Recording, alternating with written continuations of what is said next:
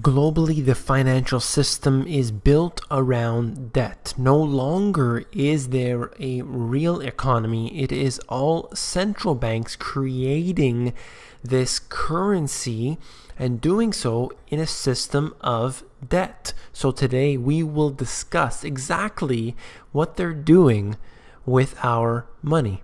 You came here for the truth, so let me unveil that for you. I want to get into what this all means and how it actually affects you as an individual. Let's begin with this chart out of Bloomberg. Not enough hours in the day. In these countries in blue, a 40-hour work week still won't lift families out of poverty. And if you look at the ratio, it's most countries, in fact. You're looking at a terrible situation for most people, that the minimum wage is not enough to get people by. So what happens in the developed nations, we have these type of welfare programs, social assistance, and what have you, and these really change the situation. But what does that do? That puts a bigger burden on the government. So oftentimes the solution that they've provided is to raise the minimum wage. Now, of course, this does help slightly, but all that does really is put a band-aid over the real wound that's there. We need to increase the prosperity of the nation so that businesses can hire more and not just increase the minimum wage, which then leaves some people unemployed because the companies can't afford them. So this is really not just a one-sided argument here. The fact remains is that countries around the world globally are feeling the same pain as those in the US. Let's look at this here. The US Macro Surprise Index says right here at the bottom, the fastest ever drop. And how many times have we been saying this, that it is at least just as bad as it was during the Lehman crisis? This continues to happen over and over and over again.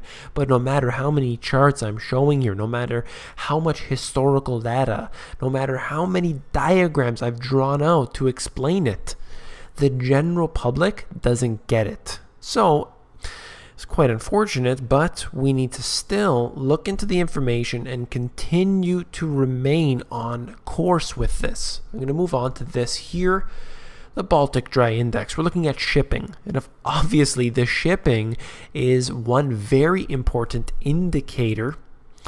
Those who are in the shipping industry, those who are involved in it in any way, perhaps with their businesses that go along the line for that, or just individuals who are investing or just looking at the markets, the Baltic Dry Index is incredibly essential to look at. And you can see what has happened since the financial crisis, where it has gone to extremely low levels, heading down. We haven't seen this level here in a very, very long time. In fact, it's worse than during the financial crisis. How many times do I have to say this? Let's move on to this. Student and car loans becoming a very, very serious problem as we see them continuously increasing. It is practically a straight line upward for student loans, and car loans, of course, increasing as well. When you have debt, what exactly happens with that debt? Now, you need to wrap your mind around how the monetary system works. In order for money to be basically put into existence, it has to be borrowed out of debt. Now, how does that debt get loaned out? Well, of course, it does so at interest. So this money then needs to be paid off. But it can't be ever fully paid off because there was interest on the amount that was initially borrowed. So although this is excessively complex, if you just break it down to its most simple form, you'll understand that this is mathematically impossible to pay back. I'm going to get into a diagram here which I hope does explain this sort of deal and the way that they work this system of debt. They take our car loans, they take our credit card debt, the mortgages, and they package them up into these what they call securities. Now, why do they call it securities? Because it's anything but secure. That's how they do that. If they want something, they call it the Patriot Act. In fact, it's the exact opposite of a patriot. If they want anti-terrorism, that's always something that creates terrorism. If they want anti-this, it's always the opposite of that. This is what happens. So they call them securities. They call them investments.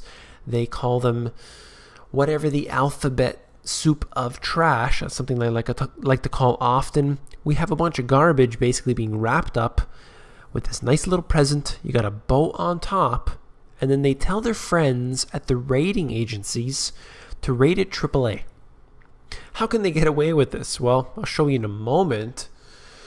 But for the time being, they're able to take all of this debt, wrap it up, rate it at AAA, and sell it on the market. Our debt is being used as an instrument to provide these bankers with more money. Take a look at that. The system that they set up from the central banks, where they print the money into existence, it's debt right from the very beginning, from the first moment. They lend it out to us at that interest rate. We then have to pay that back. If we do pay that back, if every dollar were to be paid back into the system, there still wouldn't be enough technically to pay it all off. That's how fraudulent the system is. That's why it has to continuously go into more debt, because more has to be printed, and then you have to borrow more, and it is at interest, and the system just self-perpetuating. This is unbelievable, the way they're allowed to do this. Speaking of debt, 30-year U.S. Treasury yield 8 years ago.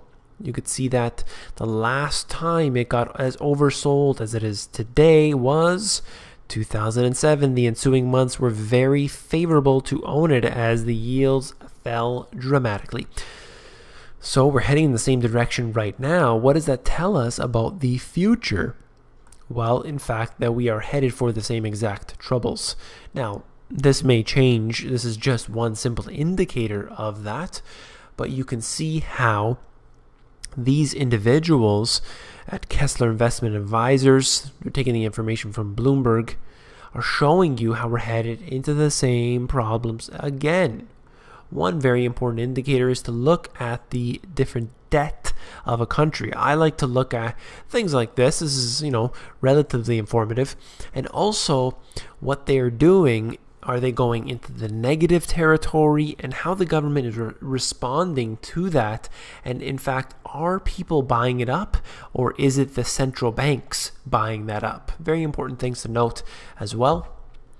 Let's look at this. Fed set tax haul record of nearly $500 billion in a month. Think about that for a second. Nearly $500 billion they got in one single month. $500 billion. And they're blowing it instantly. In fact, the debt ceiling needs to be raised consistently every single time. But according to Obama, raising the debt ceiling does not increase the debt. That's right. In fact, it does. That's happened every single time. So he has been wrong over and over and over again. Here is where the money is being squandered. Now let's look at this. Big media mogul compensation hit all-time high in 2014. The mainstream media is basically complicit in all of this criminality that goes on, whether it's through the financial system or the political sector, it doesn't matter. We have this taking place right before our very eyes, and nobody is saying anything because they're all being paid off. If you look down further in the article, I don't want to get into it, but essentially what's happened is you have a very select few companies that control all of the media across the world, for the most part. These individuals are getting compensation like you wouldn't believe. We're talking about hundreds of billions of dollars in their compensation that is really quite ridiculous, in fact. However, they can get paid whatever they want. But when you look at where the money's coming from, look at the campaign contributions. All of this money is cycled in between each other as we have nothing but a fraudulent scheme occurring.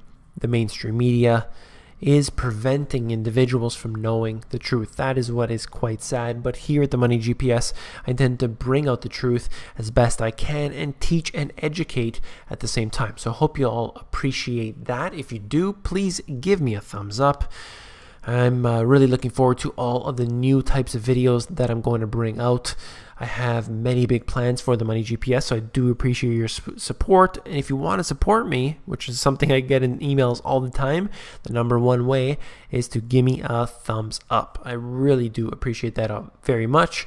Of course, become a subscriber on the YouTube channel. We have crossed 20,000 subscribers. Hello to each and every one of you. And last but not least, put a comment down below, and I will always try to get back to the comments. It is very important to me as well. If you like this information, you will surely enjoy the information in my book, The Money GPS. If you head over to Amazon, you can actually flip through the book on there and see if you like it for yourself. Take care.